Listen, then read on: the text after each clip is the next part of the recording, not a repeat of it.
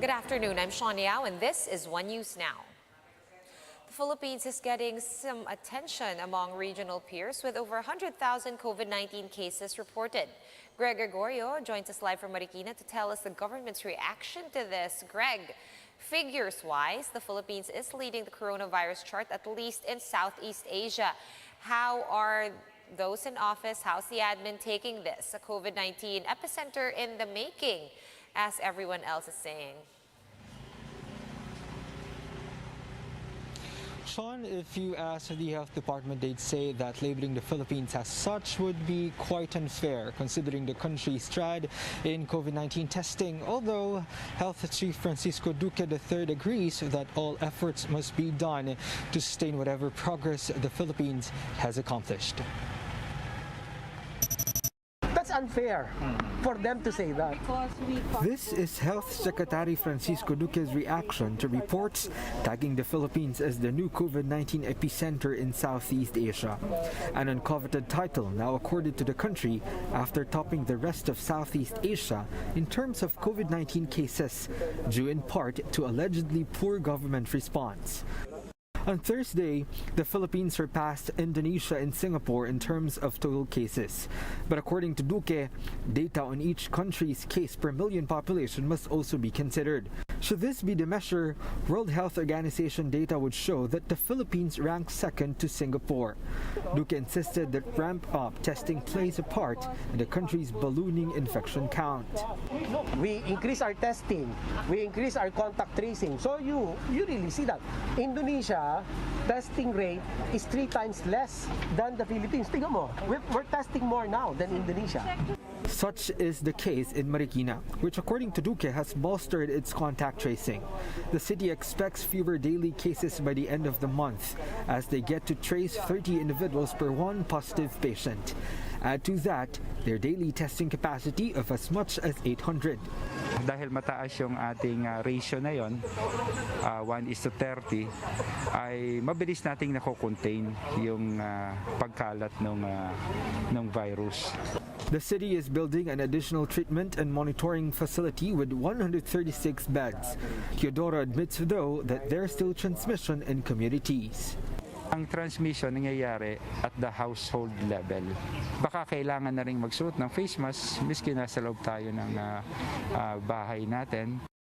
The palace, for its part, stands by what they believe is the country's improved response to the crisis. May mga nagsasabi na masama daw itong figura dahil tayo na nga raw po ang pinakamataas. Hindi naman po ganon.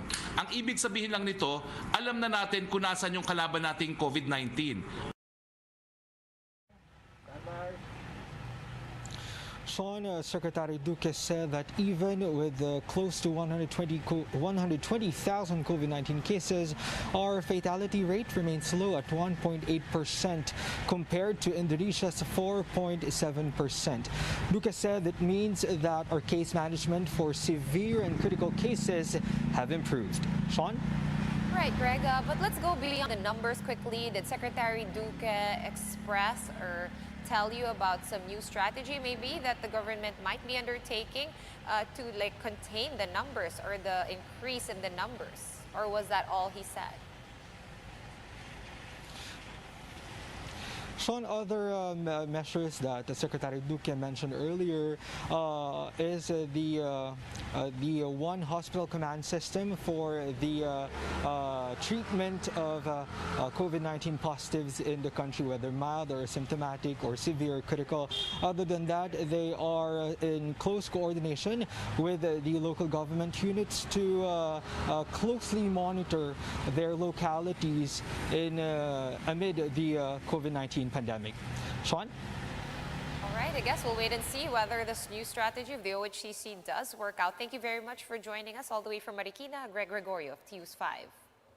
And despite having the most number of infections in the region, Interior Secretary Ed Año insists that we are not losing the fight against the pandemic. Año insisted that the government is still on track in its COVID-19 response, saying the fight is not over until a vaccine has been developed. He also compared the country's situation with that of hotspots like the US and Brazil.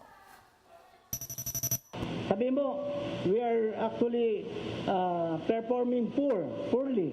Pero pag i-compare mo naman sa countries like Brazil, Amerika, Russia, India, parang matutuwa ka. Imagine naman for example, in the United States, ang namamatay 2,000 isang araw. Yun, total na natin yun, no?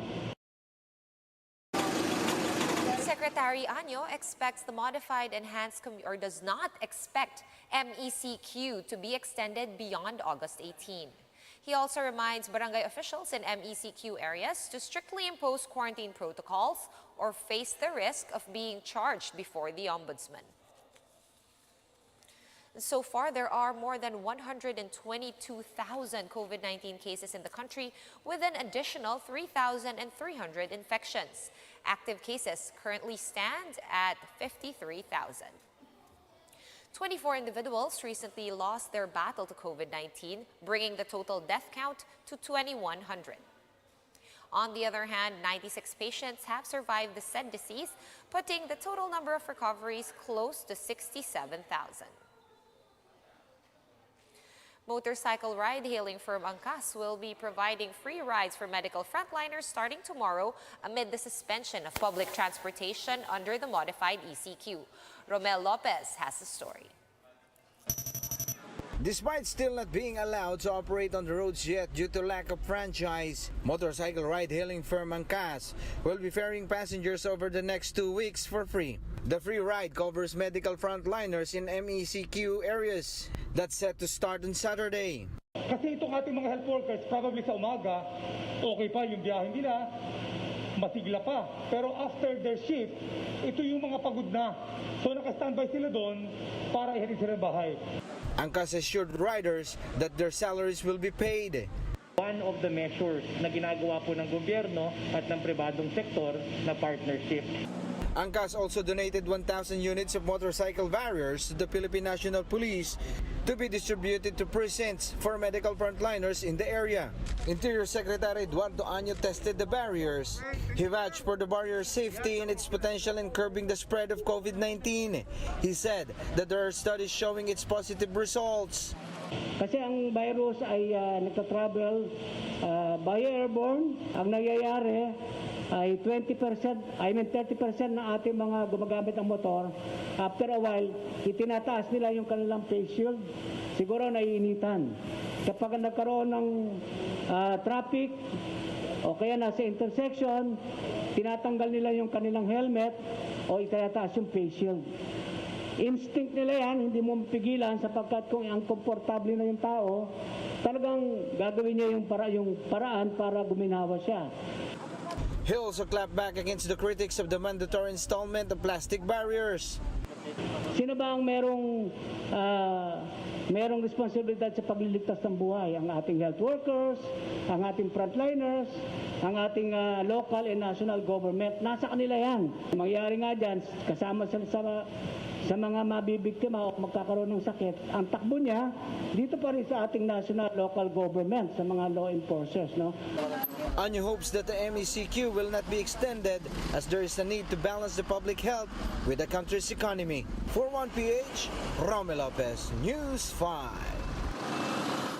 1 in 2 adult Filipinos are worried about publishing materials that are critical of the present administration.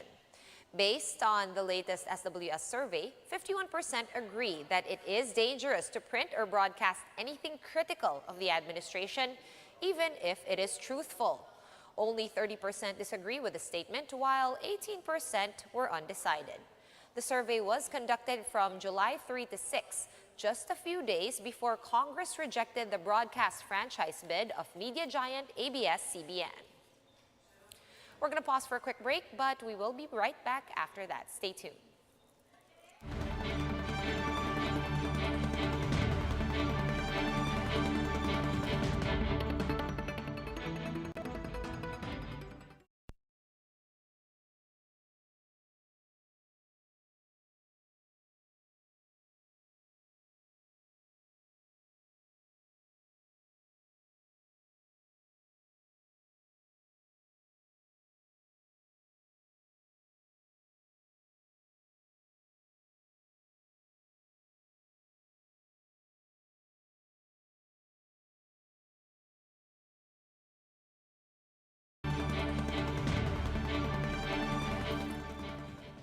You're still watching One News Now. I'm Sean Yao.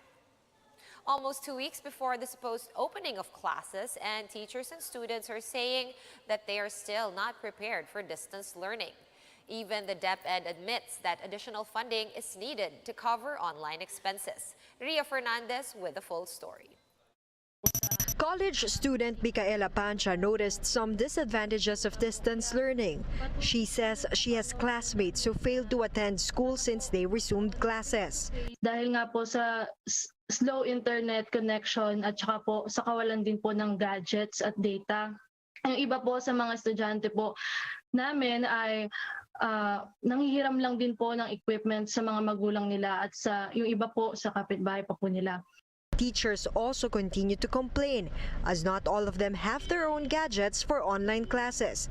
And with modified enhanced community quarantine in effect in Metro Manila and nearby areas, many of them are stranded in provinces with poor internet signal. Some also scramble with their preparations, including the printing of modules. A number of them have also been infected with COVID-19. Based on the data of the Alliance of Concerned Teachers, 63 teachers from NCR, Region 7 and Region 10 already tested positive for the virus.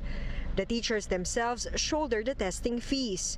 Nakakatawa at nakakaasar, nakakagalit na kapag ang isang teacher ay nag-positive sa COVID-19 ay kahit man lang leave of absence ay hindi niya ibibigay sa teacher. Napakawalang puso.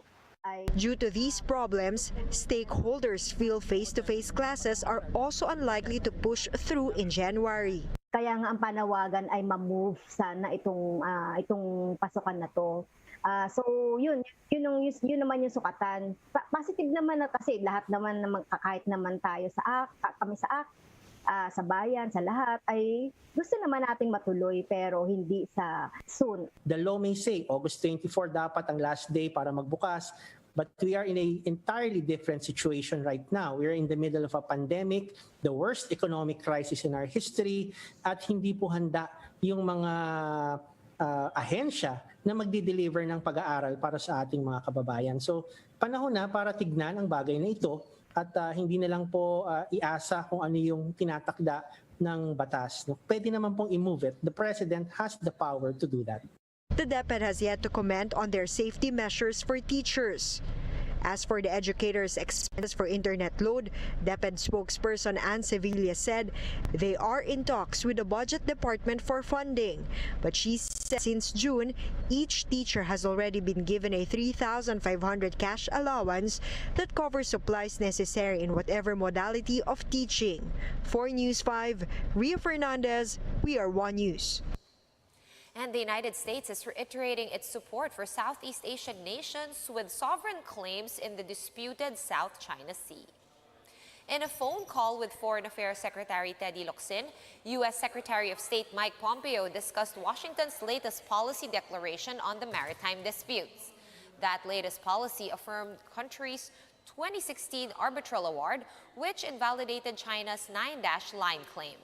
Pompeo described his conversation with Locsin as a good call. It's not clear, though, if President Duterte's directive to ban the country's participation in naval exercises was discussed. For more updates, follow News 5, The Philippine Star, and Business World online. Visit our website, onenews.ph, for more in-depth analysis. You can also catch One News on the Signal Play app. Register for a free account now at www.signalplay.com and stream One News live anytime, anywhere. I'm Sean Yao. We are One News.